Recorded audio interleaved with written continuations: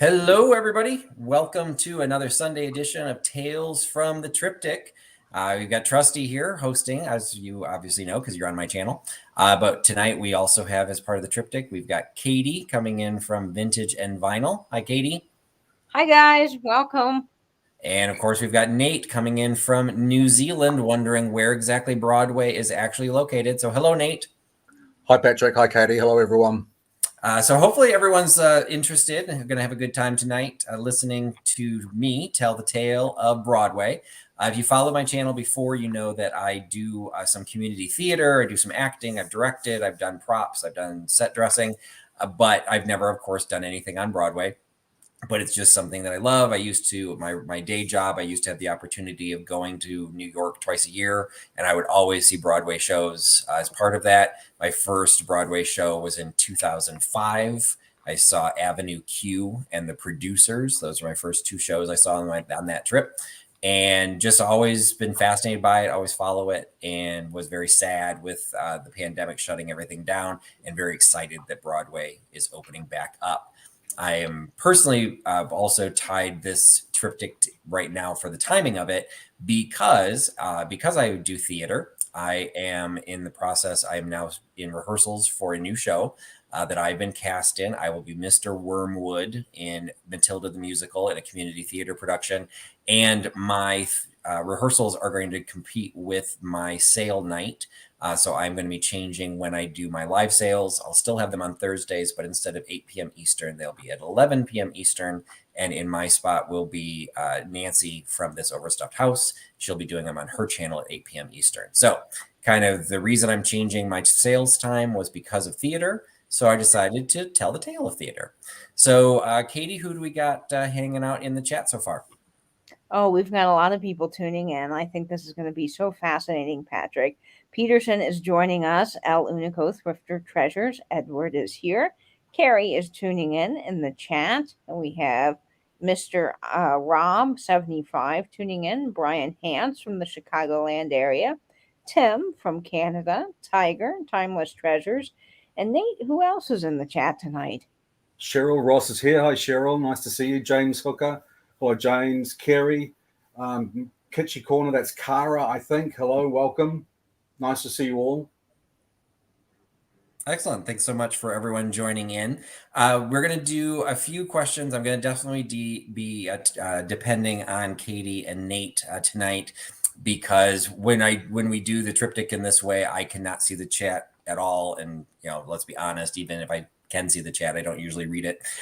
So I will be asking some questions. There'll be a little bit of interactivity. I saw in some of the chat, people were talking about Broadway shows that they have seen. And so one of the first questions I've got, I'll kind of like do a softball out to Katie and to Nate, but we'll see if anyone in the chat actually knows the answer to this.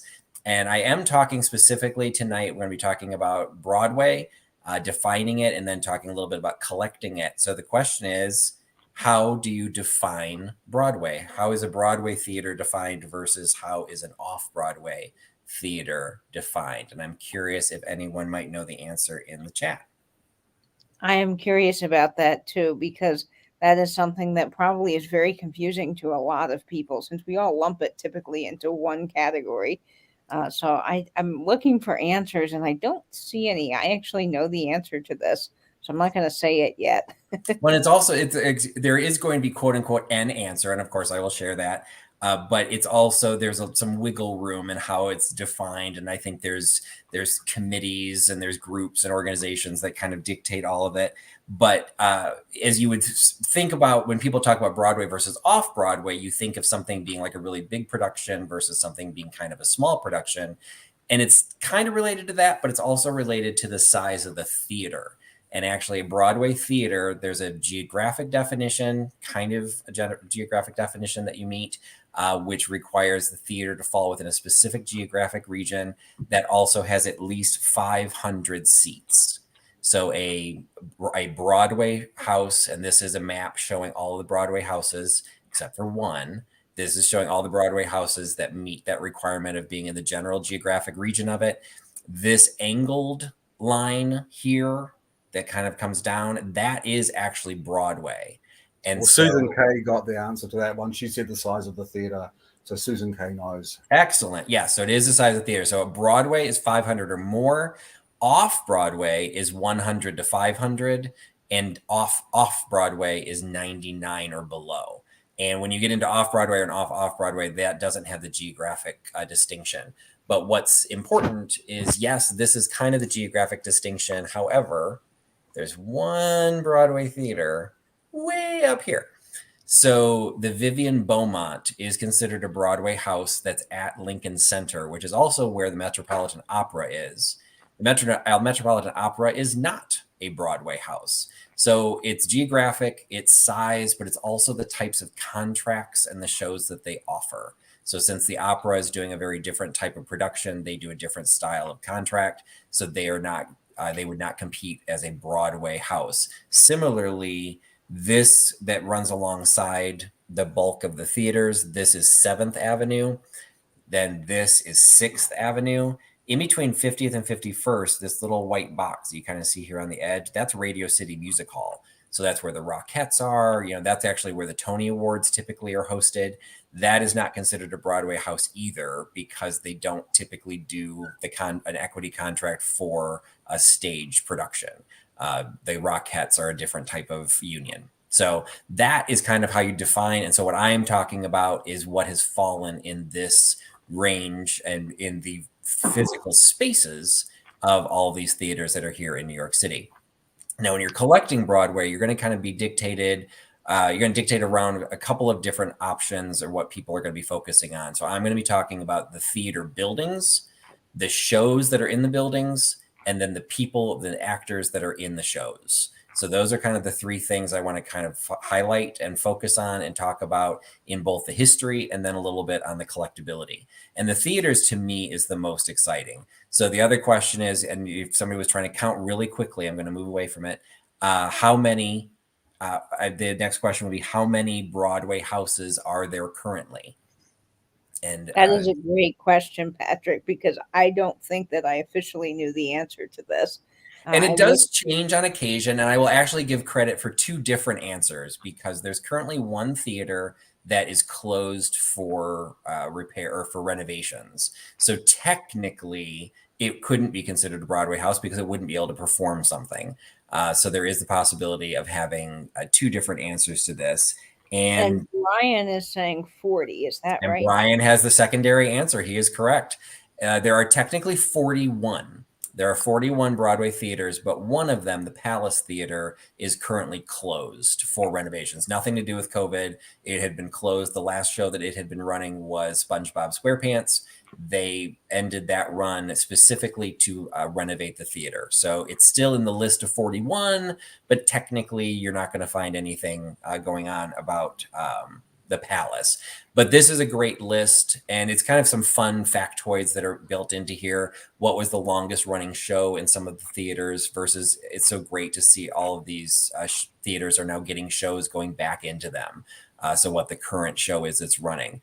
One of the questions, and I didn't see anyone guess it, but one of the other questions I wanted to ask, and again, try not to show too much here, but I showed the map and I showed where Broadway runs. So the other question I have is, how many theaters do people think actually have a Broadway address? That's not how you define a Broadway theater, but there are theaters that run alongside Broadway, or at least have some portion of their property alongside Broadway. But how many of them do people think actually have a Broadway mailing address? And it's we've got a question coming in from Poodle here. He's asking if small theaters in Hollywood actually count as Broadway. No, Broadway is definitely going to be determined by the American Theater Wing, and that's only based on New York. So they will have Broadway productions will then go into theaters around the country, and those have totally different rules, and those also are different types of contracts. So for the true definition of Broadway, it is in general, again, kind of geographically around the road of Broadway in New York City Midtown. We've got guesses of 8 and a guess of all. All right. There are actually only 3. And one of them is the Palace, which is currently closed. So the only two that actually, and this map is interesting because the only two that actually have their entrances on Broadway, the Neil Simon, the entrance is smack in the middle of 51st Street, is the Broadway Theater. I saw King Kong there. So that is King Kong the musical. That is facing Broadway. The Broadway Theater has a Broadway address. And the Winter Garden, which based on this map actually doesn't even look like it touches Broadway, but they did something with the mailman and they decided to give themselves a Broadway mailing address. So it's I Broadway. saw Beetlejuice at the Winter Garden. Yep, It was Beetlejuice that was one of the last shows. Beetlejuice got closed and it's actually trying to reopen in a different theater now. So sometimes shows jump theaters. I think that's also where Chorus Line ran for a really long time, and then it moved. And we'll talk about that as shows sometimes jump around. And then the Palace does actually face Broadway as well. But you think like the Lyceum and the Belasco should also, but they don't. The Belasco entrance is actually off of 44th Street, so it has a 44th Street mailing address. I saw a Hedwig there. So the theater locations, that's just more of an interesting little tidbit, but it does play, the theaters that exist does actually play a bit of importance in the collectibility because the theaters are changing names all of the time. And in some cases, unfortunately, being torn down. And so this is a list of theaters that were theaters. And again, you can see in some cases how many different names some theaters would have. But these were all theaters that were torn down and when they were torn down. And there's a couple of examples here, including the Bijou was torn down in 1982. The Helen Hayes was torn down in 1982. The Morosco was torn down in 1982. We see a little bit of a trend because in 1982, here's the Bijou and the Morosco. They were located all in one city block here along Broadway. There's the Fulton Theater, which became the Helen Hayes, the Gaiety Theater, which was also Minsky's burlesque theater, the Morosco, the Bijou, and the Astor Theater. All 5 of these theaters were torn down and people were completely flipping out about it.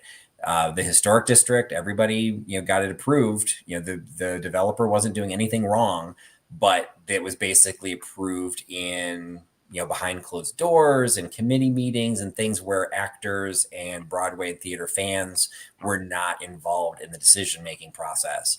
So there were picketers. There were a major, both movie stars and theater stars that were arrested because they were trying to block the bulldozers and block the wrecking balls of these theaters to try and stop these theaters from being torn down. You can see the remnant. The Morosco still has its marquee and it's chewing away right at the side with a little picketer standing right in front. This is the facade of the Helen Hayes as it was coming down. All of these were being torn down. If you think back of that map, these are the 2 city blocks. You'd have to turn this 90 degrees. But this is the hotel that went up in place of all 5 of those theaters. Now, this is the Marriott Marquis, and there is a Marquis Theater. So what Marriott did at the time they did this, they knew they were tearing down all these theaters. They tore out 2,000 seats, so roughly like 2,100 seats, and they built the Marquis Theater, which is considered a Broadway theater. It did not replace it with 2,100 seats, but it is a larger theater. And so they did try and at least balance out the theater, but the history was completely lost. And this would be a questionable architectural benefit to the New York City. I agree. I mean, I've stayed at this hotel. I think, Katie, you said you stayed at this hotel too. I've been there. What I don't remember is I'm assuming these are rooms, but if you look out the rooms, you have these gigantic wing walls, like you've got blinders on. So I don't know what you would actually see. I remember I got upgraded to a room here on the corner. And so I was pretty happy. I could see out and I had a nice view in my room. And it is in the middle of everything, and again, you have to consider that was 1982 when all of those theaters were being torn down. And Broadway and Times Square was not necessarily a pleasant place back then. That could be an entire discussion all by itself. We won't get into those details, but those theaters were run down. One of them technically didn't even qualify as a Broadway house anymore because it had been renovated and lost about 150 seats. So it only was holding like 350 seats. So, there was some questionable, was this better for the overall, benefit of Times Square in New York City? Who knows? Is that my place? But those were the facts. And this is kind of given a little bit of a timeline. So it was 82 is when those theaters were being torn down, and they were able to stop the demolition in the middle of demolishing the Helen Hayes. They were able to get basically a temporary halt. And while they were fighting it in court, a couple of months, 3 months later, the facade of the Helen Hayes collapsed. They had already torn down too much, and the facade collapsed into the street. So no. it's one of those. Were they able to save actually any of the marquees from these theaters? At the time, there wasn't a huge push to do so, but I did do a little bit of digging around, and I'll show that in a little bit. They did do a little bit of digging around, trying to figure out what happened to all of these. So there were some people that were instrumental in trying to stop it, that just took stuff, just as it was, being pushed into the mound of rubble. They, took some architectural pieces. There have to be more pieces that are out there. I just can't find a lot of history on it. And I'll just say really quick, there's some confusion because there's still a Helen Hayes Theater. It is the smallest theater now, but it's because they renamed the Little Theater. So when you're looking at collecting, recognize there's the Helen Hayes that got torn down in 1982. And in 1983, they renamed another theater the Helen Hayes. So there were two versions of the Helen Hayes. So when you're looking at collecting, particularly in the Helen Hayes, which is a collectible category because of the history of the one that was torn down, you need to recognize the dates and try and figure out which building people are talking about. This, for some reason, the picture is not coming across through WorthPoint, but this is the only listing I can find that was a remnant from the Helen Hayes Theater in New York City. So it's a portion of a leaded slag glass window. It says it's a central female face flanked by torches and floral ribbons set with colored jewels in the original wood frame with reinforcement bars. I don't know if it would have started with a wood frame. It would have been set into the building, but who knows? That was in 2006, and it sold for $1,800. So it was torn down in 1982. WorthPoint goes back about 20 years, and this is the only thing I could find that had any sort of provenance from being from that theater. And provenance is key, and that's something we'll talk about as we get into some of the other pieces. Knowing exactly what something's from. So knowing what the facade looked like, things like that. But as I showed in the timeline, the Helen Hayes collapsed. While all of this was being done and the marquee was being built, they were passing some landmark legislation. And right before the Marriott Marquis opened, 3 theaters became designated landmarks. And then by 1987, 25 theaters have been designated landmarks. So that's significant because it's now protecting that from basically ever happening again. But it's why those 5 theaters tend to be a little bit, not necessarily more collected or not necessarily more valuable, but sometimes be more collected to true historians of Broadway. Because even though the shows they may have been showing are not necessarily any more well known, but they were lost at a very low point in historical preservation, and so people want you remember it so you don't repeat it. So because of the designation though of a lot of the landmarks, it also meant that a bunch of theaters that were no longer viable as stage theaters couldn't be torn down, so they had to do something else. So this one, the Central Theater, is now the W Hotel.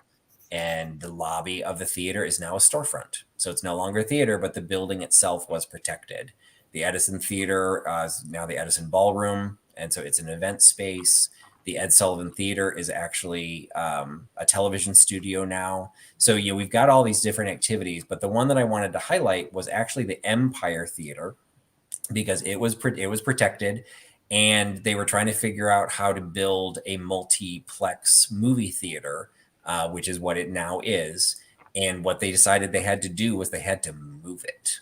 So what we've got is, this is an image of the Empire Theater. This was taken somewhere around 1912, 1913, because there's the marquee says within the law. So that is those 2 years are the only 2 years that show played at this theater. So this is what the theater looked like. And I've got a little video here that we're going to show. That this was on Good Morning America. This was in 1998. Oh, I gotta jump back here. had it preset, but it did not want it didn't keep it. So hold on one second while I reset this. Brian Hance is asking, what was the first Broadway theater? It's difficult to define because there were vaudeville houses, there were all kinds of definitions of theater, and there's some that were built in the 19th century were torn down or renovated before anyone was even paying attention. So there's what's generally recognized as the first was something called something Crook. I can't remember what it was called, but it was like the first time that it wasn't just a review. So that was kind of viewed as the first Broadway musical, but a lot of things were downtown. So you also figure the 19th century, Central Park hadn't been built yet. Everyone was downtown, so things were moving up. So really 20th century was where the theater, kind of the 40s is when it really kind of became a big thing. And most of these houses were built burlesque or whatever purposes in the teens and 20s. So it's a good question. There's not a clear-cut answer for it. So this is the video. You can see this is the facade that I just showed you in the original picture. Time lapse. This took 5 hours to move that distance. But they put the rollers on, and they actually had a Abbott and Costello giant figures pulling it to kind of make it look fun for the video. And they just basically moved it from one side of the street to the other, so it can now be and it is still standing as, and you can see the little picture here, the AMC movie theater. So that is still there. Wow, fascinating. And that's significant because I mentioned that the Palace Theater is closed for renovations. Well, they're not moving the Palace Theater, they're lifting it. Wow. So this was, you can see there's a little line here. The dark red line marks the landmark interior. So the original theater, you can kind of see the outline of the theater here inside this overall building. They're raising it 29 feet so that they can add, I can't remember how many thousands or millions of square feet that they're adding to of retail space. But it's the retail space because this is very close to Times Square geographically. If we go back and look at the map, Palace Theater is right here, smack in the middle between 46th and 47th Street on Broadway. So it's a huge tourist area, and there was no place to move it. So they said they lift it up. This will become all retail space for Times Square, and that retail space is the rent on the retail space is what's paying to lift the theater 29 feet. So that is totally fascinating. So there's just a lot of little historical landmarks or historical timelines that hit all the different theaters that, depending on if there's the theater that you like geographically or your theater you like architecturally or the era, things will happen to it over time. And at some point you then start collecting the Palace Theater post-lift, the Palace Theater pre-lift, just like the Empire Theater. That's not still a theater, but it's a lot of what's happened to the theaters is what can help dictate what is collectible about certain aspects and certain pieces of memorabilia in the Broadway theater world. The others, which is obviously related to it, is the shows. So the first thing I'll just show really quick, and I'll jump into this a couple of times. I used it over here for talking about the Empire Theater. It's IBDB. So just like IMDB for movies, this is IBDB for Broadway. And this is just a great resource that if you're looking for, even a movie star, did they ever do anything on Broadway? If you're looking for information on a theater, if you're looking for any, information on any sort of show, you can put that in here and it'll give you all of the information where it was shown, if it was done as revivals. And it's a great tool because as you get into some of the collectible areas, you need to know, where did this show originate? What theater did it open at? How long did it run the first time? Who starred in it? Because the answers to some of those questions will very seriously impact the value of what you're looking at to collect. But when you're dealing with shows, there's a couple. Oh, forgot. Okay, just gave a little hint there. Forgot. I've got some trivia questions coming up. So I just showed it really quick if anyone saw it, but we'll just ask the question anyway. What was the most expensive Broadway production ever made? And the answer to that, because I just showed it, is Spider-Man Turn Off the Dark. It cost $75 million to launch the opening night of that production. Wow. And they So had a lot of issues with that show, didn't they, Patrick? they really did. And it did make a lot of headlines way outside of the Broadway, New York community. Actors were being seriously injured. The most famous one, well, there was actually several, but probably the most disturbing one, I'm getting chills even thinking of it. There was a series of trap doors that opened on and off through the stage. And in one case, the trap door started to close, and one of the actors' foot got caught in the door, and the hydraulics of the door didn't turn off. They couldn't get it to stop. So it was crushing his foot on stage with a live audience watching him scream. Wow. And yeah, it was horrifying. The way the show ran for years, I mean, but it never recouped its investment because it was such an expensive show. The way they structured it, you ended up having like 9 or 10 or 11 different Spider-Man actors and actresses that would do the acrobatics and literally fly through the auditorium. So like if you kind of picture you're watching it on stage, you would see a Spider-Man go from stage left to stage right. You see him cross the stage and kind of go into the wings. And then another one would come out of the wings, out into the audience, up into the balcony. And then another one would drop from the balcony back down to the stage. So there were multiple people that were making all of these runs. Their cables kept snapping. So there were stories of multiple people had fallen from the height of the top of the auditorium into the seats. That I saw the show on Broadway, and the night that I saw it, the mechanics broke.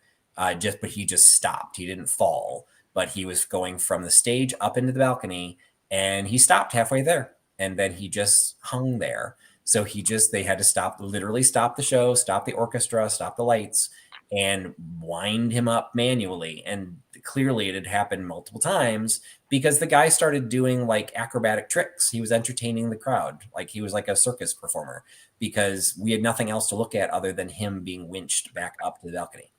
So It had all kinds of problems. It technically had 4 different opening nights.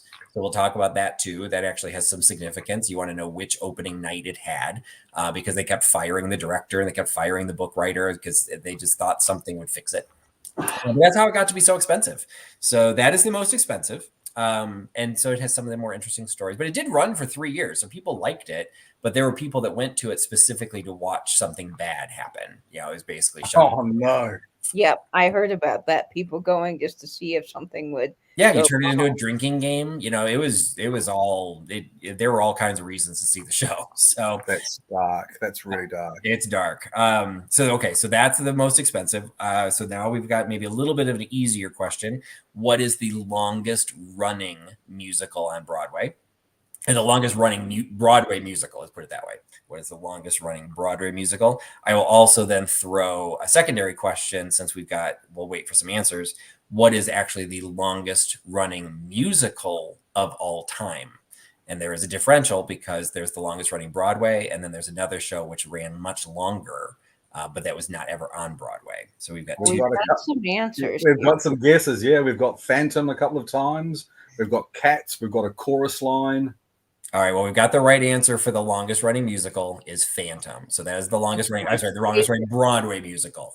So that is the longest running Broadway musical. It did reopen. It's at the Majestic Theater. I saw it at the Majestic Theater. I saw it too. Yeah. So they did change a few things to match the movie version because the theater version obviously predated it. But there were some effects that they did in the movie that they actually replicated. But it's basically been the exact same production for the entire time since it's opened in 1988. So that is the longest running production with 13,408 performances as of today. So I'm looking to see if anybody got another guess of Chicago. Is not Chicago, is not Chorus Line, is not Cats. Those are all Broadway productions. So those are all kind of in the top 10. The one underneath Broadway is actually the Chicago Revival. So Phantom was 13,000. The Chicago Revival is 9,800. So there's a huge gap between the two. Lion guess. Another guess there. Allie's got it right. It's the Fantastics. The Fantastics is the longest running musical with 17,000 performances. Wow. So 13,000 for Phantom, 17,000 for the Fantastics. I've never heard of that, Patrick. What was that about? The Fantastics, it was always off Broadway, and there's kind of a morality tale. It's about the fathers of a boy and a girl that meet. There's an actor that plays the wall. There's some very famous songs from it that I bet if you heard the song, you probably know the song, but you don't realize that's what it's from. It's cute, but I can't begin to fathom why it ran for as long as it did. I've only seen one performance. It was a community theater production, and it was fine, but it wasn't. I can't imagine. It just wasn't something that I think could run for that long. But it probably off Broadway has much lower production costs, so it's probably just one of those cases that you're visiting Broadway, you want to see one of the longest running shows, and you see it once, and then you never see it again. But it keeps running because a lot of people go to New York, and a lot of people see a show. All right, so that's getting into the popularity of some of the shows. So then the next question is, what show? Now I'm going to kind of tip my hand a little bit because there is two different questions. One of them is what is the show with the most Tony Award wins, and which show has the most Tony Award nominations? And normally that's like a great little party trick because most people think they know who has the most awards, but what they actually know is the one that has the most nominations. So we'll see. I have a feeling some people will know at least one of them. They may not necessarily get it right, but we've got some guesses here for Les Mis. Yeah. Unfortunately, Les Mis is not one of them. It is if the one with the most nominations is actually still running. The one with the most wins is Brian Hance Got It. It is The Producers is the one with the most wins. So The Producers received 15 nominations and won 12. And Proud American got the one with the most nominations was Hamilton. So Hamilton had 16 nominations. The problem was they had a lot of nominations all in the same category. So it became mathematically impossible for them to beat The Producers with the most wins because unless they all tied. They had, I think, 3 nominees for Best Actor, 2 nominees for Best Supporting Actress, 2 for Supporting Actor. So you could only have 1 in each category, which they did win. Unfortunately, it was not able to get them to have the most wins. Didn't you have tickets to Hamilton, Katie? Yes, unfortunately, I couldn't go, but I had been waiting 3 years to see the show. I had tickets. I did get to see it on Disney Plus. That is available to watch if you have that subscription. And hopefully I'll make it back to New York soon and I can see it on Broadway. But it is a fabulous show, expertly written. And I do see a couple people have seen The Producers. I also have seen The Producers. I think I mentioned this. I went to Broadway, New York, to see a Broadway show for the first time in 2005. This won the Tony Award, I think, in 2003. So it had still been running at that time, but Nathan Lane and Matthew Broderick had long been replaced. So I saw replacement cast in 2005 and then also Avenue Q. So those are the 2 musicals that I saw. Producers is not my favorite. It's not my favorite movie. And it's not my favorite musical, but it's definitely, you get to a point where sometimes people want productions that meet the expectations for the price of a ticket. And it's a big splashy show, which makes it an expensive show to run. That's my best friend's favorite show, the one that did my logo. He loves The Producers and he performed in it in high school. So Excellent. It's very near and dear to him. So then the next question, and these are all just talking about what becomes popular, because then again, what the most people see, then there becomes some competition for that type of collectibility. But there also is a lot of it out there. So for the Fantastics, which is technically off Broadway, but for Hamilton, for The Producer, for Phantom has been running for so long. There are literally probably hundreds of thousands of playbills available. There are, tens of thousands of window cards available. They are notorious for not announcing who the actors and actresses are in the show, because you're going to see Phantom. You're not necessarily going to see the person who's playing the Phantom. So their materials tend to stick around for a really long time. doesn't make them less collectible, but sometimes makes them less valuable because there's a lot of them. And then there's also, so that's the popularity. Then there's also shows that became popular because of their significance. So the next trivia question is, who was the first, what show and or who was the first female Black playwright to be performed on Broadway? It was in the 60s. So it was actually surprisingly early as far as, the way most of representation goes on Broadway. But so the question would be, what was the first, and it was a play. I'll help out a little bit. It was the first play to be performed on Broadway by a Black playwright. And that is makes somewhat significant in its collectibility because it kind of does that crossover category into Black Americana, Black history, and people recognize that. And Brian gets it right with Raisin in the Sun. So Raisin in the Sun happened to be the first play presented by a Black director. So it actually had some double wins with that one. And then the last little tab, because this is another significant area, is the representation of LGBTQ. There are some shows that are notorious and very well known in their representation. Coco in 1969 had the first openly gay character, but Applause had the first openly gay character that was also likable, because the note was it was a caricature in Coco, is a hateful caricature. So it was there, but it wasn't necessarily there in a way that you would be proud of, particularly now, this many years later. Chorus Line, obviously significance, that also ran for an extremely long period of time. Chorus Line is one of those shows that you probably, if you're going to collect it, you're probably going to be looking for the original production, 1974, with the original cast, as opposed to the later productions where it also moved theaters. So you need to know who originated the role. One of the weird little factoids for all the Gilmore Girl fans out there, the original person who originated the role of Sheila in A Chorus Line was Emily Gilmore.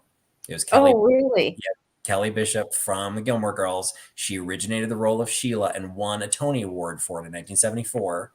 And also in 1974, Edward Herrmann won a Tony Award for a play. I don't remember what the play was, but they then played Mr. and Mrs. Gilmore in the Gilmore Girls.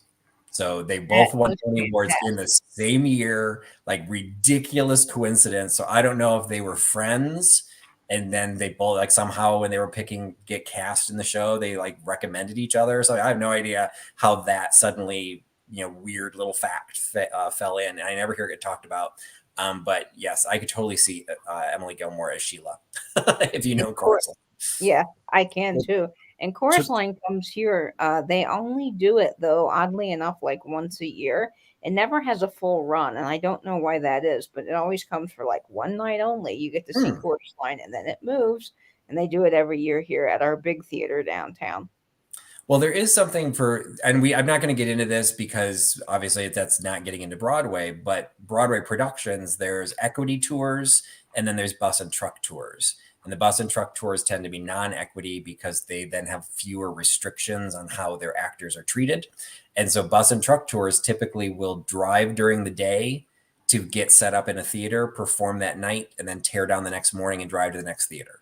So they literally they have minimal set, they have minimal costume, they have minimal requirements for lighting and design so that they can pop into a theater, set up for whatever size theater they're getting, and then they can tear it down and move on. So they're not like planting themselves for an extended run for like when Wicked, goes on tour or Phantom goes on tour. You have to like renovate theaters to be able to host the Phantom. So you tend to be there a little bit longer periods of time. So the Chorus Line, since there really is no set, it's perfect for bus and truck because there's nothing to haul in other than the actors. And they come in, they perform, and then they leave. So it's super, super simple. So I never thought of it that way, but yeah, that's what you've bumped into is, that's a big thing. And they'll cross country, and so you'll see them if you ever see a schedule. It's just like when you see a concert tour, you'll see if you ever see the map out a rock concert, that all the drives are usually within 3 hours of the last place because they're just trying to get there within the next day. So it works for theater too. So Hamilton's here, and I got to go backstage and see some of the setup for it. And it was impressive because it was such a technically complicated show. Because I mean, it's magic when you watch it. The house, I mean, within just a quick light change, the house is totally flipped around. It is amazing. I don't know how they do it. They were showing me a little bit, but they couldn't show me too much. But it was just fascinating. And the props cabinet alone for Mary Poppins was huge. It was just amazing to get to see that. Yeah. The Torch Song trilogy was the very first play I ever saw. I must have been about 13 or 14, and my best friend's mother took him and I to see Torch Song. I was absolutely stunned. It was the first time I'd ever seen two men kiss. It was quite a pivotal moment in my life seeing that play. And that was as late as 82 is when that came out. So again, when you start looking at timelines, it's why some of these shows become so beloved and then collected, because this stuff has all been happening within our lifetimes. And so when people are looking for representation, they don't have very far that they can go back and find it. So that's why Hamilton has been so popular, because so much representation with the entire immigrant population. So for popular shows, it's going to mean there's a lot of collectible items out there, and we'll go into some of the specifics in a little bit. But what sometimes has a much bigger impact on collectibility are the flops. And there are some pretty major and some pretty infamous flops on Broadway.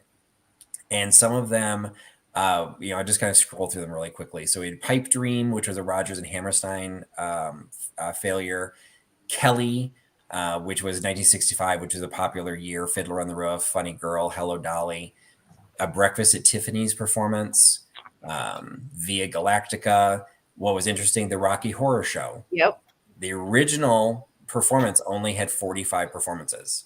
It just didn't. The revival did better, but the original just did not run. People did not understand it. Nope. The sequel to Bye Bye Birdie was notoriously bad. Into the Light, I'm not familiar. Carrie, there's actually a book called Not Since Carrie, which, because Carrie has kind of become this cult classic, just like the movie version, it's become this cult classic of a show that is so bad that people end up, referencing it was as bad as Carrie. And one of the more interesting concepts behind this is exactly here. It's reconceived as a riff on Greek tragedies. What was referenced, and there's, whether it's apocryphal or not, there are stories that go back to when this was being developed. Somebody came to see it. I don't remember the names associated with it, but somebody came to see it and told the director, no, it needs to be more like Grease. And they meant Grease the musical. And the director thought they meant more like ancient Greece. So, big difference there. Big difference. So that after that, they put the high school girls were put into togas.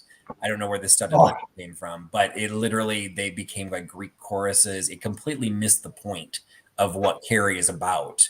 And maybe if it was done more like a 50s high school musical, it might have been better. Who knows? But the collectibility of things from this production of Carrie are epic, because it did not last very long, and people love it so much now they want a piece of the original production. The Civil War is a musical by Frank Wildhorn, also infamous. People make fun of Frank Wildhorn all the time. I happen to like his music, but that show did particularly poorly. And then Taboo that was actually in court for a while, but Rosie O'Donnell was funding that, and that was based on Boy George's life story. So it wasn't technically a jukebox musical because he wrote all new music for it, but it was a very expensive flop as well. Also, what is also interesting is it's when things like this start happening. Rags was from 1986. It ran for 18 previews. And so what's important to note for those not familiar with Broadway, it's the performances that count for the Tony Awards. So your Tony Award is based on the performance of opening night.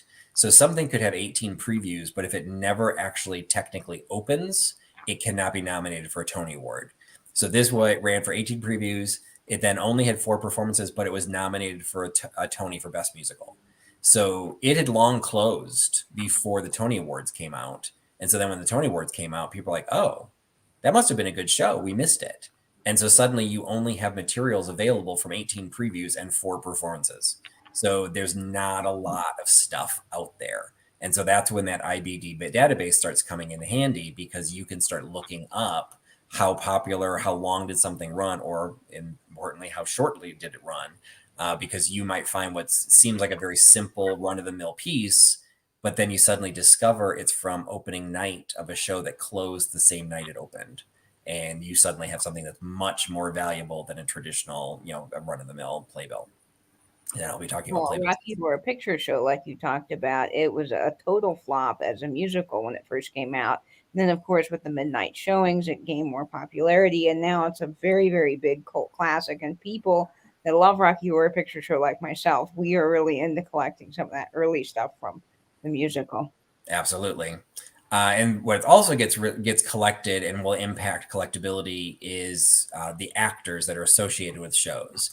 So there's a portion of collectibility that's just based on old time actors, which names that people are not necessarily going to know. But this came up, Emancipation 300. Michelle actually brought this to my attention. She had a piece in her collection, and she was asking me to help, date it or figure out what it was. And so I decided to go ahead and throw it in here, because there are some areas of collectibility where you have actors. This is Edwin Booth, John Wilkes Booth's brother, was an actor as well. This is collectible because he's a Booth, but there are pieces of collectability that are based on the actor being represented, or a show, or a piece of somebody in, I think it was from this one, people in costume. A lot of people in costume, like this dude. People will collect. They may not necessarily know who this guy is, but he's clearly representing a character or some sort of show that is interesting, to say the least. So you've got some collectability just with the actors that are associated, sometimes with more famous names. A lot of people are familiar with the Sarah Bernhardt name. So but she was prolific. She had a lot of carte de visites, CDVs. So a lot of those be available. Basically things that you could very easily pick up inexpensively at the time.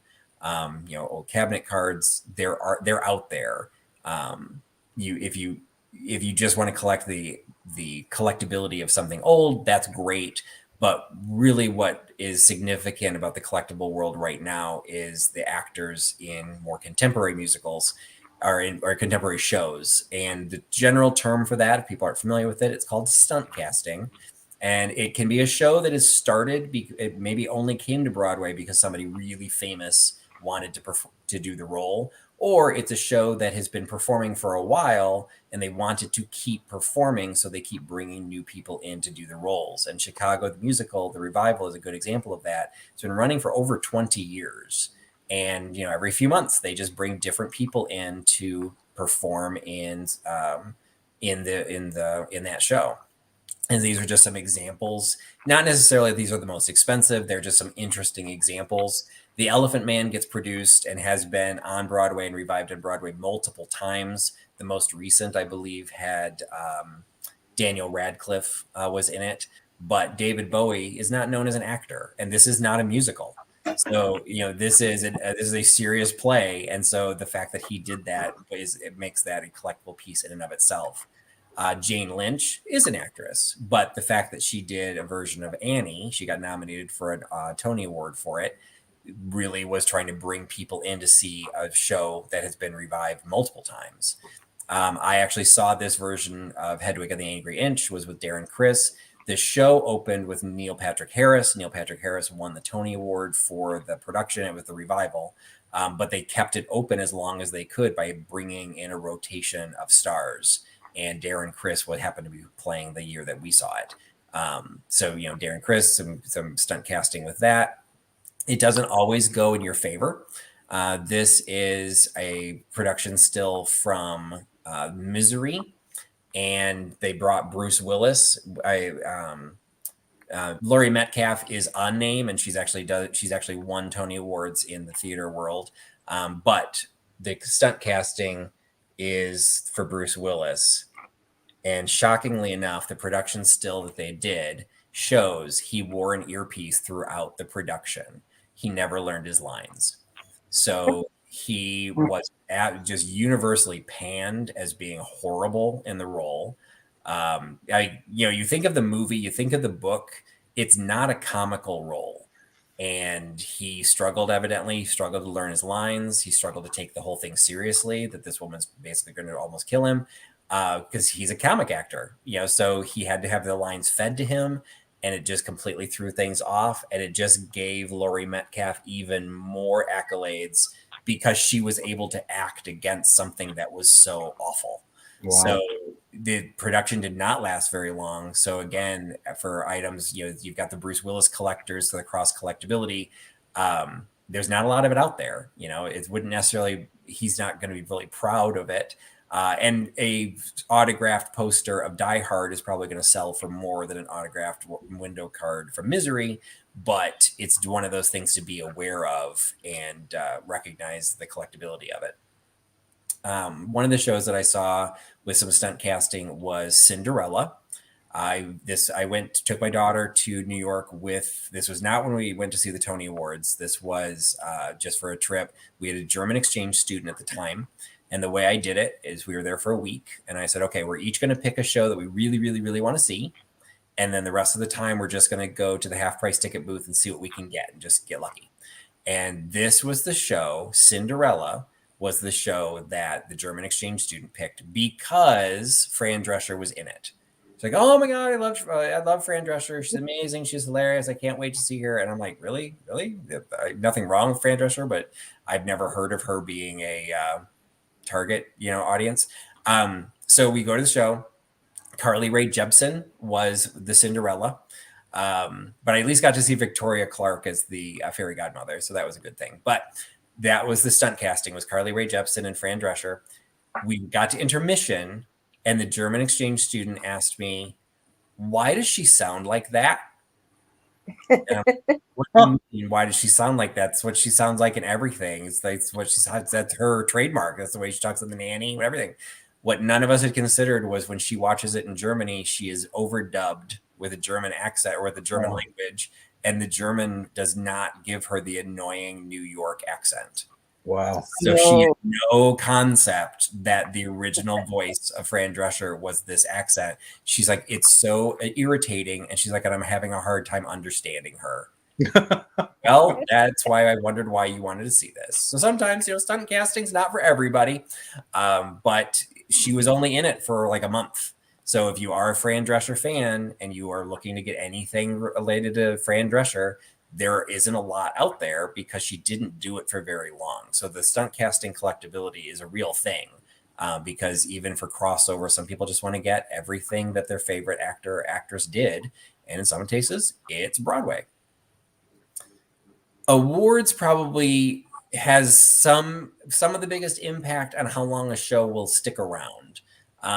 It doesn't necessarily impact directly then the collectibility, but there's some overlap. There are going to be some people that feel like we want to have award-winning plays, or I want to go see an award-winning musical. And so then that makes that the item that they want to collect.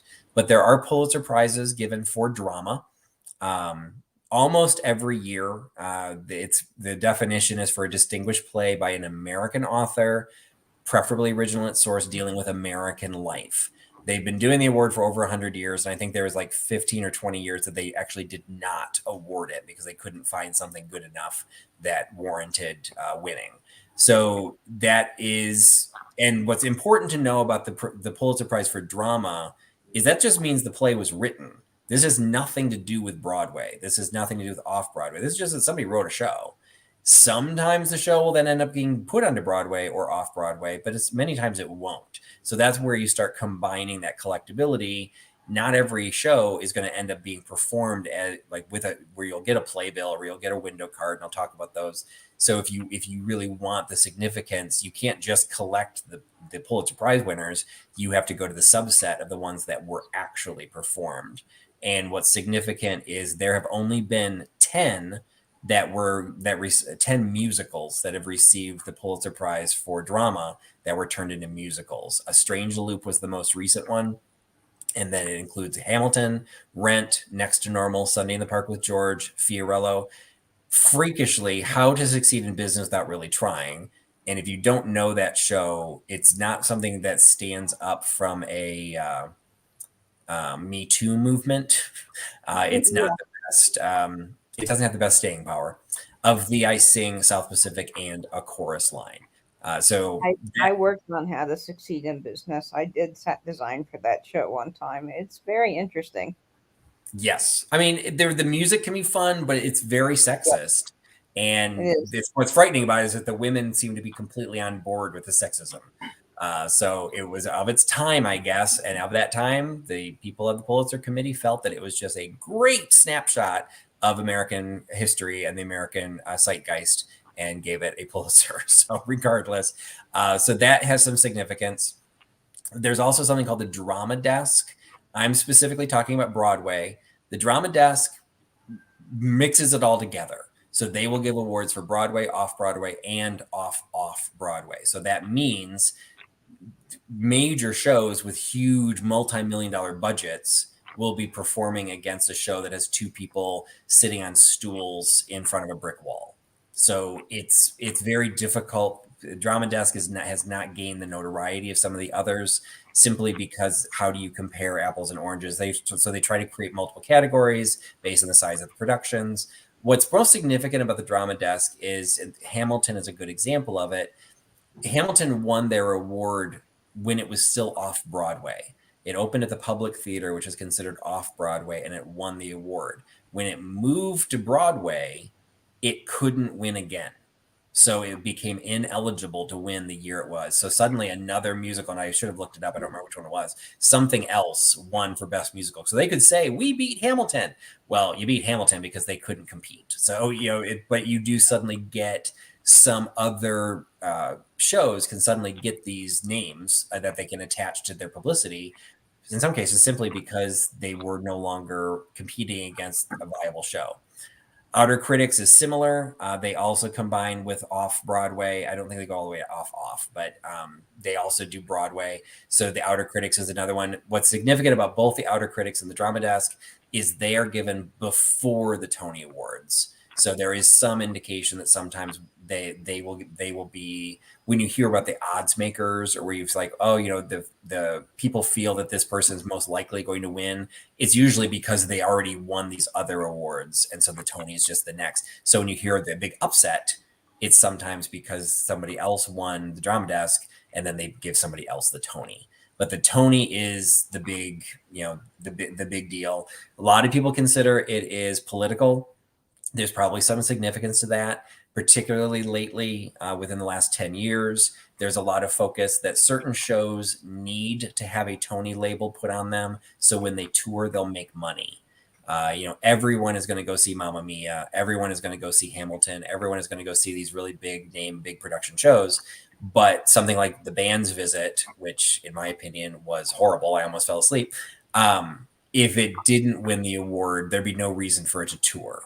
So there are some people feel that there's some politics involved, and don't attack me if you like Band's Visit. There's all things to all people, but I hated it. But anyway, there's just there is some politics involved. So it shouldn't be all about the Tony Awards, but unfortunately it is. And there's a lot of shows that they typically will open in the spring. And so what was significant about when COVID happened was the deadline for, if COVID had not happened, the deadline for qualifying to be a Tony Award for that season, I believe, was either the end of April or the end of May. I don't remember exactly when I think it was the end of April, because the Tony Awards typically are in June. So they make the awards, everyone votes. They only do that over like a month or 2 month period, and then they do the awards. So a lot of shows, they don't want to open in the fall. They don't want to open in the winter. They want to open in the spring because then it's like the most recent show in the voters' minds that when they go to see it.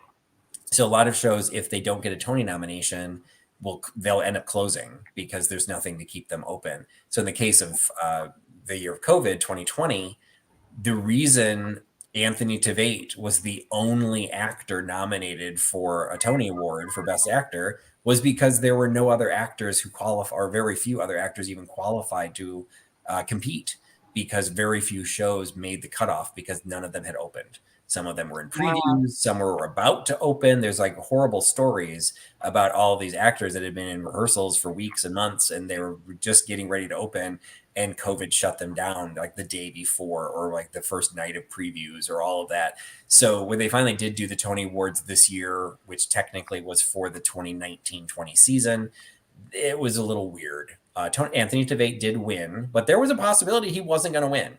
There was a possibility, even though he was the only nominee, he still had to get at least 60% of the votes to say, yes, he deserved to be a Tony Award, because they did get a Tony Award because they didn't want it to just be by default. Very weird stuff going on. So there definitely are politics involved, but it's all about the Tonys. And there are a lot of interesting facts about the Tonys. We covered some of them. Most Tony nominations, but then you can start splitting up the revivals. There's a lot of shows that you can start getting interested in and collecting around, even based on, again, some representation. The play with the most Tony nominations, Slave Play, had 12 Tony nominations. With plays don't typically get that many. So there's a lot of facts that are tied to the Tony, and these were just the winners from the most recent year. There is another trivia question that these are the winners. It's something called EGOT. And so there are 16 natural EGOT winners. And so the question is, does anyone know what EGOT stands for? But there are 2 levels of EGOT winners, and there are 16 that won their EGOTs as a competition level, and then an additional 5 who got Lifetime Achievement Awards or some sort of special humanitarian award or something like that, who technically got an award, but it wasn't a competitive. And so what the EGOT stands for, it's the first letters of the 4 major awards. So you've got the Triple Crown in horse racing. That's where my sports analogies end. So the EGOT is, E is for Emmy, G is Grammy, O is for Oscar, and T is for Tony. So and several people have been getting that right in the chat. Susan Excellent. K and Brian Hans. So there are only 16 people who have ever competed to then get an EGOT. And some of them, like Robert Lopez, got it for both he wrote the music for the movie version of Frozen as well as the Broadway version of Frozen. So in some cases, they were winning the award for the same work, but in 2 different media. So again, there are some types you're going to collect the people. Going back to collecting the actors, some people, particularly getting to like Rita Moreno, people with representation, you want to recognize those who've come before you, and there will be people that will then search out Whoopi Goldberg, the individuals who've been successful in getting something as difficult as an EGOT. Tony Awards is what I'm talking about primarily. Again, this is like the capstone. And it's the one, there's even a whole subcategory. If you go, this is just Wikipedia, which I don't like to use, but this list missing a Tony Award, there's a ton of people who have the others, but not everyone does Broadway. So it's one of those cases that in some cases the Tony Award is the harder one to get. But what I found fascinating is up until 1994, you were allowed to sell your Tony Awards. Wow. Not up to. So if you received one before 1994, there was no restriction about selling. I'm sorry, Nate, did you have a question? Oh, no. I was just surprised. Yeah. So the Oscar has something similar. I can't remember when the cutoff date was for the Oscar, but in 1994, they established a rule that said if you win a Tony Award and you want to sell it, you have to first give the right to sell, or the right to buy has to go to the American Theater Wing. They have first right of refusal. And if they buy it, they will only pay you $10. So it's a contractual price. So you cannot, try and get big bucks. So as a result, no one's ever tried to sell it since 1994. I think the Oscars, I read something that was comparing the two, and I think the Oscars, the Academy will only pay you $1. So, the same thing. There was a certain year that cut off because Oscars have been sold historically as well, but there's a year that it changed. Same thing with the Tony Award. So this was the 1954 Tony Award for Best Musical. So this would have been issued to one of the producers. So there could have been more than one, depending on who produced Kismet. But that sold for $10,000 in 2013. That was the most recent Worth Point example I could find. However, Carol Channing passed away, I believe, last year. Her estate was sold this year. So in June, her estate was sold, and she sold 4 of her 5 Tony Awards. So you can see the 1964, the one went for the big bucks. This was for winning Best Actress is in Hello Dolly. So for $22,000 for that Tony Award. And then you had a special achievement that went for 14,000, another special achievement that went for 11, another special achievement that went for 13. So the going rate for Tony Awards seems to be in the $10,000 to $20,000 range, depending on what they're from. Now, how did she get to sell those? Because hers were all won before 1994. Oh, gotcha. Okay. I think the one that didn't set, actually, now that you said that, I think that was it. The fifth one that she won, I want to say, was from 1998. That's why it wasn't sold. I like, why would she sell 4 and not all 5? The fifth one was after 1994, so it was after the cutoff. So these were all allowed to get sold. So if you want to try and find Tony Awards, they're out there. They're just not going to be out there very easily, and they're going to be very expensive. But it's more of the idea that awards are going to dictate, in some cases, the collectibility on some of the items that you're going for. So the last part I want to cover is what you're actually going to collect. So the most popular area of collecting, because it's small, it's usually inexpensive, and they're fairly plentiful, so they're easy to come by. It's the playbills. So what's important to know about the playbills is that playbills started, argues between 1884 and 1885 is when playbills first were begun. But as you can see, this earlier one from 1925, there's no reference to playbill on it. Playbill had different names. There were different publishers. Sometimes Playbill did certain theaters and other people did other theaters. It wasn't quite as uniform until you got a little bit later. So the first ones never said Playbill. In some cases, they just showed the theater's name. Sometimes they showed the shows. As you moved later, Playbill became part of the program. So in this case, this was at the Booth Theater, actually had Playbill, but this one doesn't even show the name of the theater. I think that's Edwin Booth. So it's the Kill That Story, but I think this was the cover to every Booth Theater production that they had. Same thing with this, with the Playhouse. So the cover would always stay the same, and then they would just change the insides to keep the printing costs a little bit less. They've changed the font a few times. They started putting the title names on there, making them all unique to theaters. So there's a huge variation of all of these. As you get into, some collectibility, you're really dealing with the bigger bucks, with the more contemporary ones, because people want to remember a show they saw when they were a kid, a show that, maybe their parents or a relative was in or wrote. So the historic ones tend to not bring in any huge values, but it's interesting to kind of go through the history of the playbill to see how they developed over time to get to where we're at. And the most significant little subgenre of playbills right now is when you get into the LGBT, the Pride Month playbills. So starting in 2014, every June, Playbill changes the playbills to put a rainbow flag on the cover of all of the playbills just for that month. So if you are collecting for certain shows, suddenly that show could have more than one playbill, because if it ran at any point, even for one day during the month of June, they would get a special cover. And that cover has changed now to this. So this is what they originally looked like with the very individual bars. And then they kind of did this gradient version of it in 2018.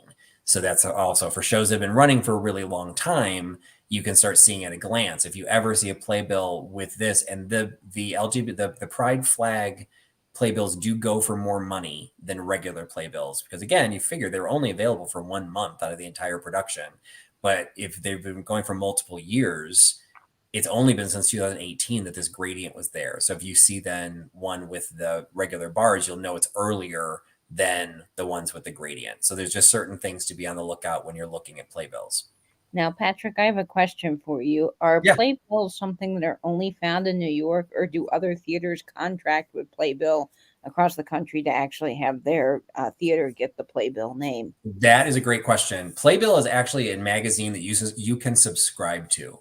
I used to get it in the mail. And so what's interesting about Playbill is really only the center 10 pages or so change, and the cover.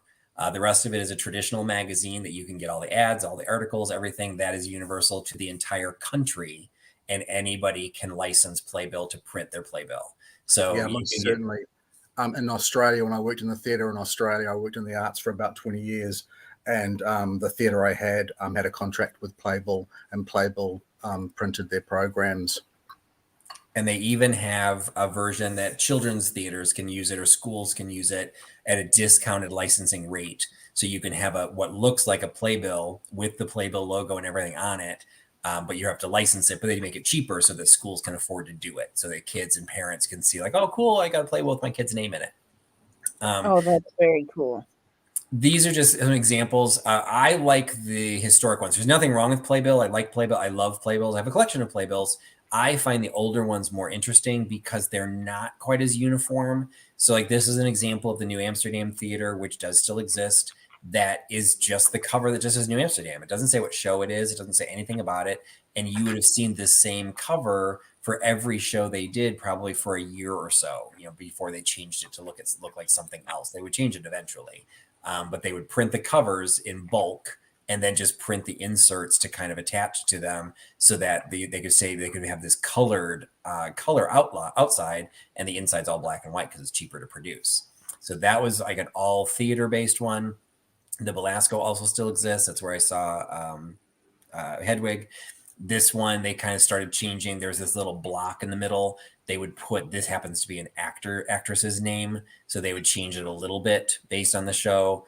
And then the other thing that makes Playbills collectibles, going back to what I talked about before, when you get into the theaters, the Bijou Theater was the theater that was torn down. So you end up getting into a point where, again, if you see a Playbill, the Bijou Theater, it says the new Bijou Theater because it was the second time the Bijou Theater was named.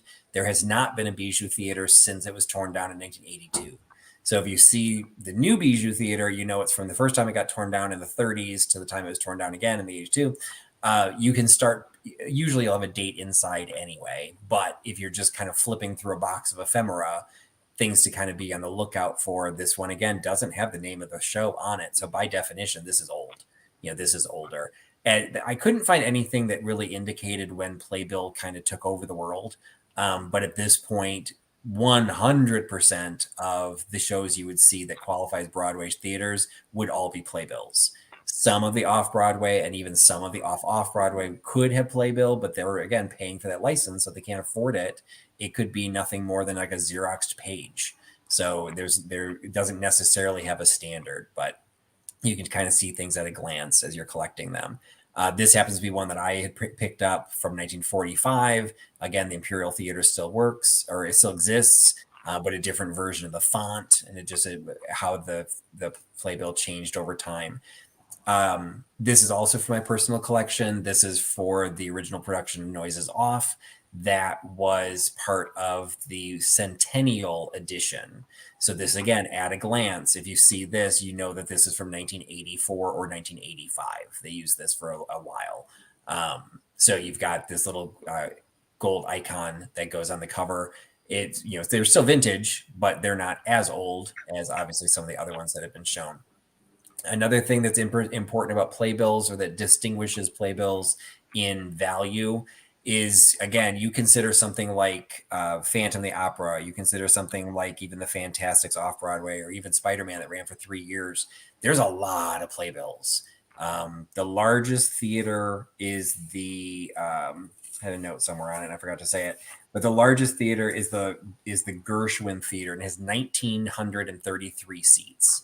So by definition, they would need to print well over 1,000 programs for every evening, even assuming they only sold half of their seats. So if you've got a big show, big theater, you're going to literally have thousands and thousands and thousands of these Playbills that get printed. However, opening night only happens once. So the biggest thing to look for, particularly if you find a collection of Playbills, unless there's something significant and you really need to know your theaters, like, again, a show that only existed for a couple of days, what you need to look for is this line at the very top of the title page. This, if it says a premiere performance or some variation of premiere performance and gives the date, that means that was the opening night Playbill. So this would only exist on that one evening. The next day, these Playbills would have been thrown out, and they would just have the rest of this page as is. So the Playbill itself would be identical from opening night to the next night, with the exception of this page. which would have this. So that's always what you're on the lookout for, is trying to see if you can find the opening night. Because again, even for something like Chicago, that's the longest running revival ever, well, they opened once, and the people that were in it were only in it for the opening production. So it's like you've already limited it to the cast, and now you can limit it to one evening. And it's just like getting something with a date stamp on it. It's collecting, other areas of collectability. You want to know exactly when this came from. Here's the day. Usually there's a date, but here it makes this far more valuable. So this playbill, Do I Hear a Waltz? Now, granted, Stephen Sondheim has just passed away. So you can see this got sold today. So there is going to be a spike in collectability because it's Stephen Sondheim. But in general, you're going to see, I don't know, this playbill probably would not have sold for more than $5 or $10 without it being opening night. Opening night, I would have expected 20 to 30. I think because it was Sondheim, it did spike a little bit. But you can see Anyone Can Whistle 150. So, and it changes too as you get into signed playbills. But this is another Sondheim. So again, this one just got sold today, $44. This is not a Sondheim. So this one just not much. This is what I mentioned with the Spider-Man. There were technically it had 4 opening nights because they kept changing the show. So there are 4 different versions of the opening night playbill. So that is unique. The other thing that is worth noting is because of the time that we were in, there are shows that are reopening. And so they're doing things for the reopening after COVID. Theater has been shut down since March of 2020. So now that they're opening back up, they're doing things like these little stickers on the playbills to show that it's reopening. In the case of Phantom, they actually gave gift bags for the opening night of the reopening, which included a Phantom mask. So like they're selling whole kits. So these are things that are selling regularly right now. That it's because they're only available for a short period of time. They're only some of these might be available for like the week or something like that. But if you then also have the opening night program, it's a very distinct point in time, which is always what's going to increase the collectability of an item. Now we're going to jump into window cards. So window cards are something that exists outside of Broadway. The general definition is simply it's an advertising card, which like a poster that would go in the window. But Broadway has standardized them so that when you put up frames within a theater, all of the frames are the same size, so that every show that comes in, they don't have to change the frames. So it's a very practical reason that these have been standardized through the industry. So window cards for Broadway, and even off Broadway tends not to have them as often, but for Broadway, they're always going to be 14 by 22. So 14 by 22 is a standard size. It doesn't mean they don't exist in other sizes, but traditionally 14 by 22 is what you're going to come across. A window card, a genuine window card, particularly for an older production, they're going to be on a cardboard or at least a heavy paper stock, something that would not be able to be rolled. That is the biggest difference. Reproductions typically are done more like posters that could be rolled into a tube. So if you find one, and I'll show you some examples, but if you find one and there's like, okay, there ain't no way this could be rolled into a tube, well, you probably have an older one and you probably have an original. Triton Gallery is one of the biggest distributors of cards. I was working with them to deal with one that I'm trying to sell, trying to identify, do I have an original? Do I have a reproduction? And the downside is they create reproductions, but they don't mark them as reproductions. You just have to know. Frustrating. It's very frustrating, but if you know the different materials, you can tell the difference. So they gave me a few tips, which I will go through so you can tell the difference. But this also goes back to the IBDB database. There are things that you're going to need to know when you find original cards. This company, and again, you're dealing with another Sondheim, but this stays true regardless. There's like a little footnote in history here. Dean Jones originated the role in Company of Bobby. If you know the show, he originated it. He only did the show for 2 weeks and he quit.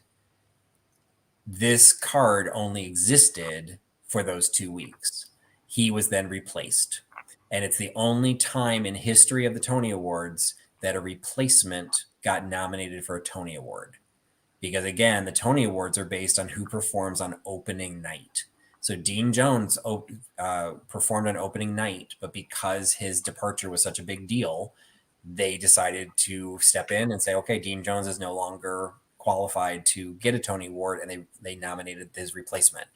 Once the replacement came in, I can't remember the guy's name, and somebody I'd never heard of, this poster got changed and Dean Jones's name was taken off and the other dude's name was put in. So in order to know if you've got an original, you suddenly have to start paying really close attention, because this one even has dates. You know, it was showing when the previews were. Previews would not be on a poster for very long at all, because why would you need to know about the previews until, you know, once it's already started? So this is a very old poster. It's, you know, got the original Dean Jones name and it was still showing the preview dates. That would indicate, even if this were not a Sondheim, yeah, they got a little bit of a spike because of his death, this would have been a more valuable item because it would have been from, again, a very specific window in time. Similarly, Chicago, there is the original production of Chicago, and then there's the revival. The revival posters are far more prevalent because it ran for so long. So you need to know the differences between the different productions. So this is currently what's listed on eBay right now. There are 29 Chicago Broadway window cards, and you can see as you scroll what are the differences. Well, this one's listed for $275. And you can see right at a glance, it has the Gwen Verdon, Chita Rivera, Jerry Orbach, and the Bob Fosse names on it.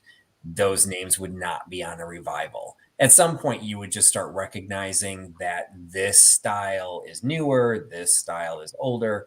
But as you're starting to figure it out, those are the types of things that you need to look at. And one of these is mine. Let's see. This is what I currently have for sale right now. This is actually in my eBay store. And one of the things you can tell, this is what Triton helped me identify.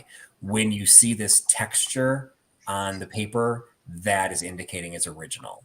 If it's super smooth and there's no resistance or roughness to the surface, if it's like a poster, that's what makes it more contemporary.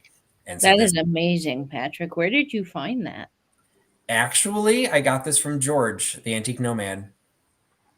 When I visited, I went to one of his estate sales last year in the middle of COVID. He had his first estate sale that he'd had since COVID shut everything down, and this one, and also the poster for Merrily We Roll Along, which is another infamous flop.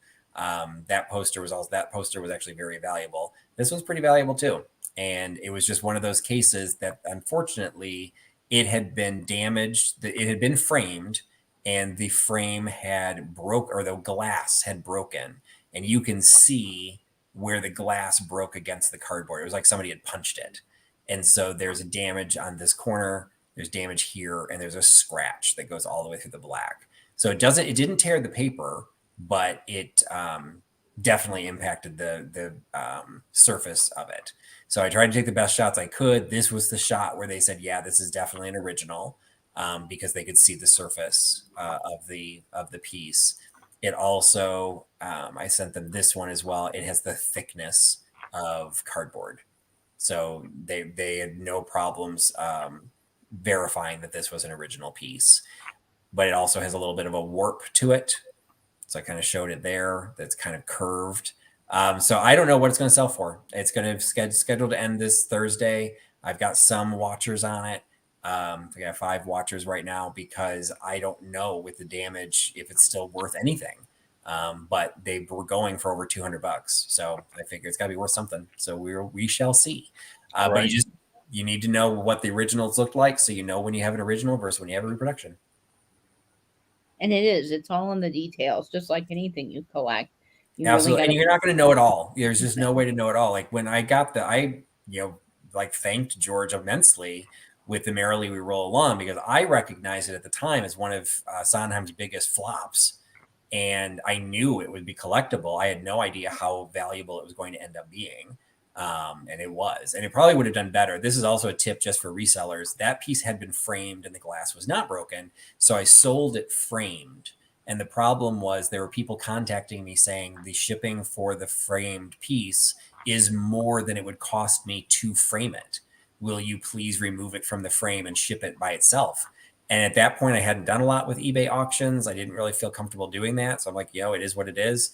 I ended up selling it for like $175, but it cost over $175 to ship it. So Wow. it was insane.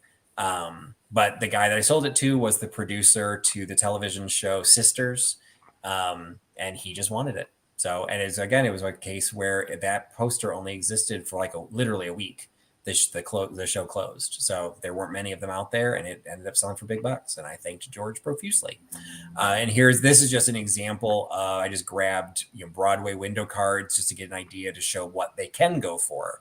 Now, keep in mind, anytime something's signed, you've moved into a different category. So like if you've got a Hamilton poster, it's going to go sell for a certain amount because people love Hamilton, but there's a lot of them out there. But if it's signed by Lin-Manuel Miranda, it's going to have a different value. This one is signed by the original cast. So it was listed for $1,400 and sold for $12. What was interesting about this one is this was a show I had never heard of. It starred Lena Horne and Ricardo Montalban. It is not signed. There's nothing special about this at all. It did have 11 bids, though. People were trying to get it. So just as a little, check, I used IBDB and pulled it up, and it did run for 555 performances. So there's really just one of those cases. There just must not be a lot of these out there, and somebody really, really wanted it. But this would be a case where if I had expected when I did this, it would say performances 10 or something like that, where it's like, oh, okay, so there aren't many of those out there, so that's why it's so valuable. So that's just one of those cases. IBDB is a great thing to go back on.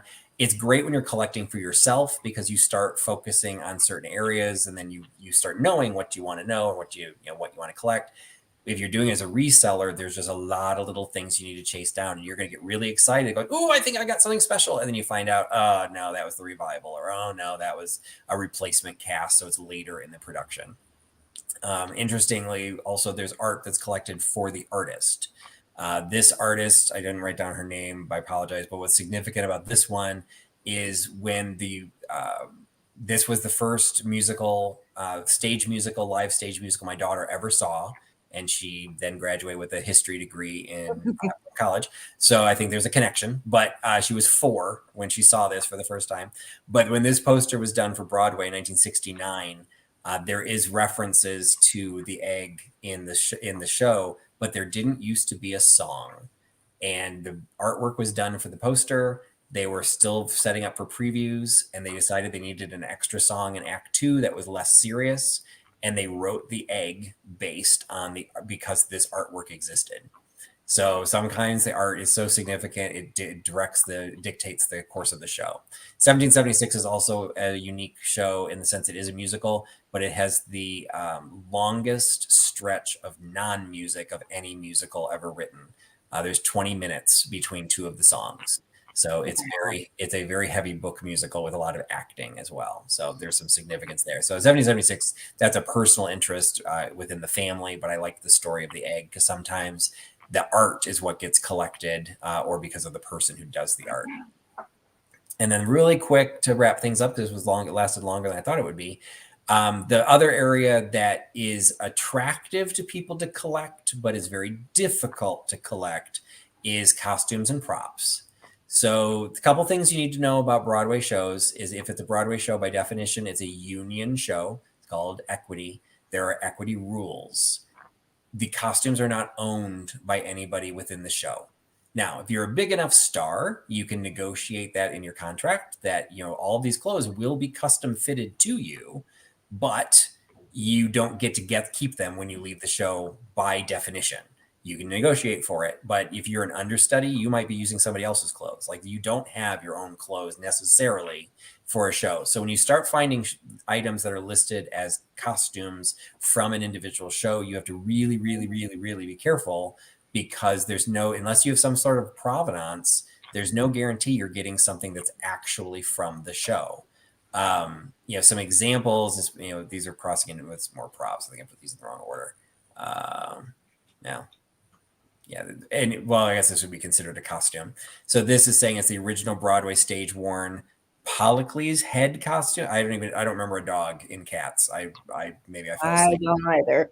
So I don't exactly know what this is from, but you need to be able to figure out, okay, well, who did this? This said it was benefiting charity, so it might have been a charity that was posting it, in which case they might have it from the actor that, you know, took it from the show. When you're dealing, it's kind of crossing into props, or it could be considered costumes. If you're familiar with Dear Evan Hansen, every show, Evan starts with a cast that has no names on it. It's part of the play or part of the show. And then Connor writes his name on it in every show. So by definition, every show there's a new version of that prop because they didn't create it so it could just rub off, so it doesn't rub off in the middle of a performance. So they cut it off after each performance, and you can see these Connor casts are going for some pretty big bucks. You know, this one sold for $480. This one sold for $305. There were others. You know, here's 162, 145. But here's a Hamilton theater costume from that's size 40R. That costume is very, very unlikely to actually be from the show, because there would be other 40 regular men that, even if this actor left the show, that costume would have stuck behind so that the next 40 regular could fit into the coat. So that, again, you just really need to know who's offering it, how they got it, you know, some level of provenance. So eBay is going to be really, really difficult to chase some of this down.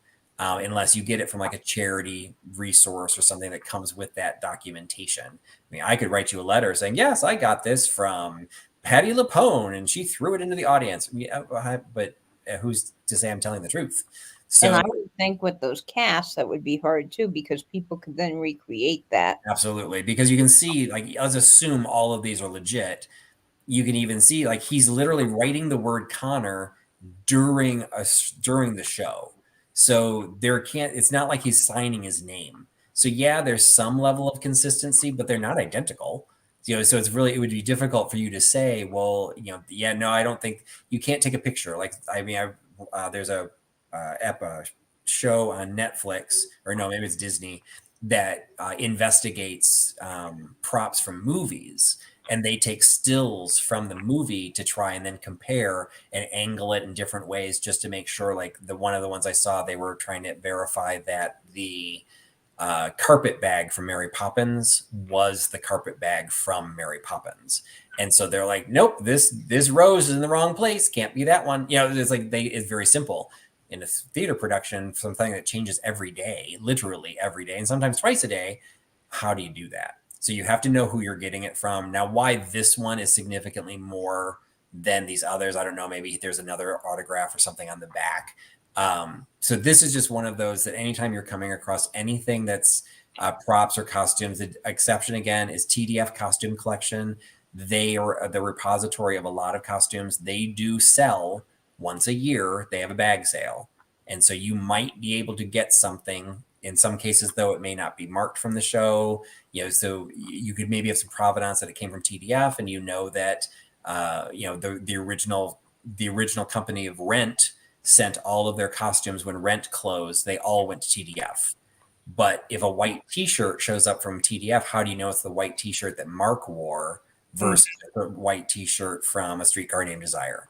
So, you know, you're going to have to really be careful when you're dealing with that. It's a fascinating area of collectibility. It's just one of those cases. It's probably, of anything that we're talking about, it's the most likely to be faked.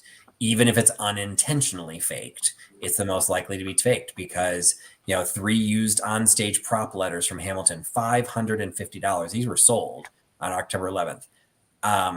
Okay. How do we know? I think Katie could make that one right there. There's a wax seal and everything. You know, how do you know that this came? You have to know who you're getting it from. You know, here's some more of the I think they're the same ones. This was, okay, then we're getting to a signed prop. Okay, so that's probably a little bit more safe, assuming you know what Alex Brightman's signature looks like. You know, this is like, again, I could just sign Alex Brightman's name. Doesn't mean I've got the right thing. So again, it's all about the provenance. It's all about asking the right questions. And, you know, if you get lucky, you know, you can find things. Like, I will say, particularly when you're getting into signed pieces, like the playbill. I have a few signed playbills And you can get those. I think it's still in the month of June. They do, I can't remember now what it's called, Equity Cares Fights AIDS. And they literally have a big, red bucket that they take donations on. And if you donate $50, you get a signed playbill. If you donate $100, you get a signed poster. If you donate $500, you get something else. When Disaster was doing their performances, if you donated $1,000, you got to come up on stage while one of the actors serenaded you. Wow. There were just things that you could get. So for collectibility, can't really sell the serenade, but for collectibility, the signed playbills aren't necessarily hard to come by, but there also would be a lot of them because I could get it for $50. So it's good to know when some of those things existed. So that way, but that of course was a pride flag playbill. So if you have a cast signed playbill and it's not a pride flag, well, now you have to ask, well, how did this get signed? There is a thing called stage dooring. It's not my thing, but it's where you hang out outside the stage door and wait for people to come out. And I did it a couple of times. And in each time there was somebody there with a stack of playbills, a stack of posters, a stack of something, asking the actors to sign them specifically to resell. Sometimes the actors will do it. Sometimes they won't. So you never know. So they again will be legitimate signatures, but how do you know is legit? And that's where you just have to hang out on the chat board. It's like, oh no, Carly Rae Jepsen refused to sign anything at the stage door. So if you've got something from Carly Rae Jepsen, you have to ask how.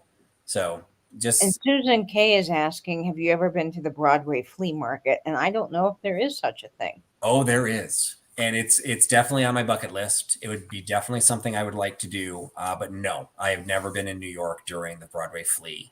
And that is, again, it's another one of those areas where a lot of the props, a lot of the costumes, particularly when you start getting into the older stuff, because the older stuff, it's just like the old Hollywood stuff.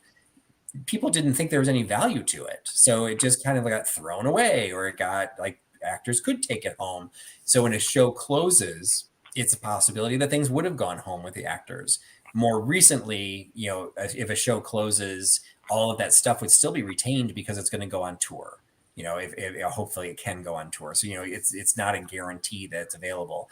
But at the Flea, you could have Bernadette Peters sitting there with a table full of her stuff that she, stole from her shows. And you can get it from her. Or, she also has a dog charity, Broadway Barks, that she donates stuff into there all the time. So the charitable stuff, you're a little bit more protected on because they're not going to want to put something out there that's fake. And they're going to know the person that gave it to them saying, well, yes, I personally stole this. And I know these were my socks from that show. Okay, you're probably a little bit better. But once it goes onto eBay, how do you prove that? So yeah, the Broadway Flea is definitely a real thing. I've not attended. Now that will be our next road trip. Absolutely. And that's really it. Really, it took way longer than I thought it was going to be because I just talk. But that's kind of what I wanted to highlight. Like, to me, I am fascinated by the history of Broadway. I'm fascinated by all the changes of the theater, the architectural significance. Like, I'm really into the theaters. And I still have to figure out, I should have a little checklist to make sure which ones I've been to and which ones I haven't. I haven't done that yet. But that's what I find interesting. I do have a lot of playbills. I don't really have window cards because they're harder to display. So I don't really get into that. And I don't get into the props and costumes even to resell because I literally have no faith that anything that I would come across in my circle would ever be legit. So even if if I'd be having the best deal ever on a legit, I wouldn't know it was legit. So I tend to stay away from that kind of stuff. But playbills are a lot of fun. And, sometimes I like the flops and sometimes I like the popular stuff. And it can be an inexpensive area to start collecting. But it can also get very vast that you have to figure out, what do I want to collect?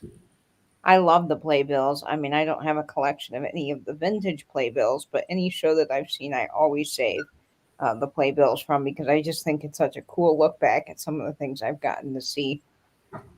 Absolutely. And one of the things that I started doing is the reason I had that Noises Off program, I performed in a production of Noises Off. So I went and bought the Noises Off original program because I just wanted to have that program. So in some cases you end up getting connections. One of my favorite shows and performances that I've ever done is She Loves Me. Well, I connect that to an entire, like most of the cast, we all went to New York together and we ended up seeing a whole bunch of shows. And I went to Triton Gallery in person and I purchased a window card from them for the original. Actually, I think it was for the first revival of She Loves Me.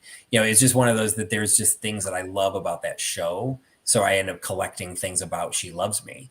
So like there's just different reasons to start collecting. And this was actually kind of a fun triptych to pull together because in some of these areas, like again, the props and the costumes, I'm like, okay, people are going to want me to talk about this, but I don't know squat about it.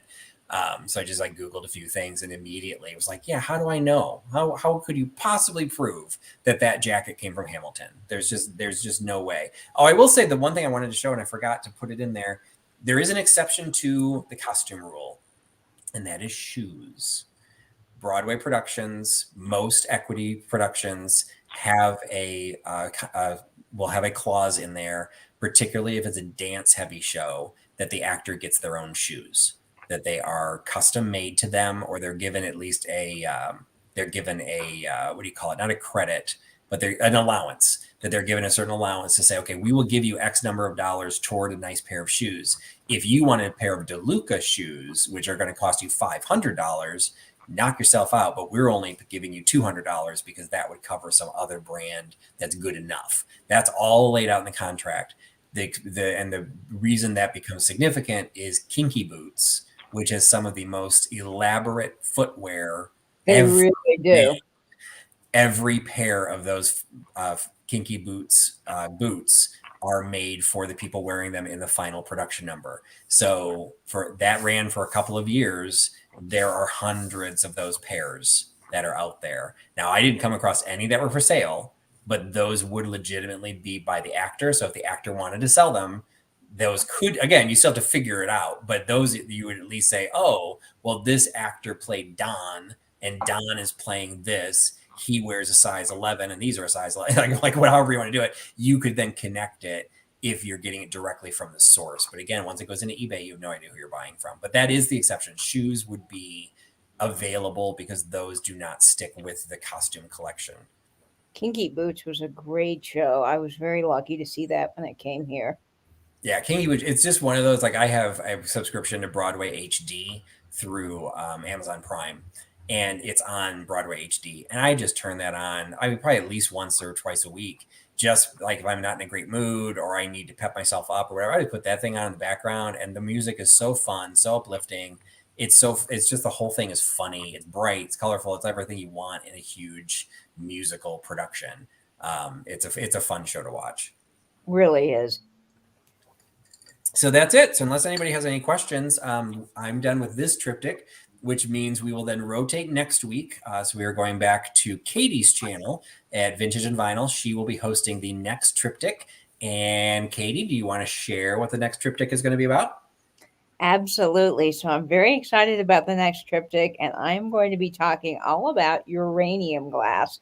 So you want to tune in for that to learn a little bit about its collectibility, its history, and some of the different patterns they made, particularly in the 1930s.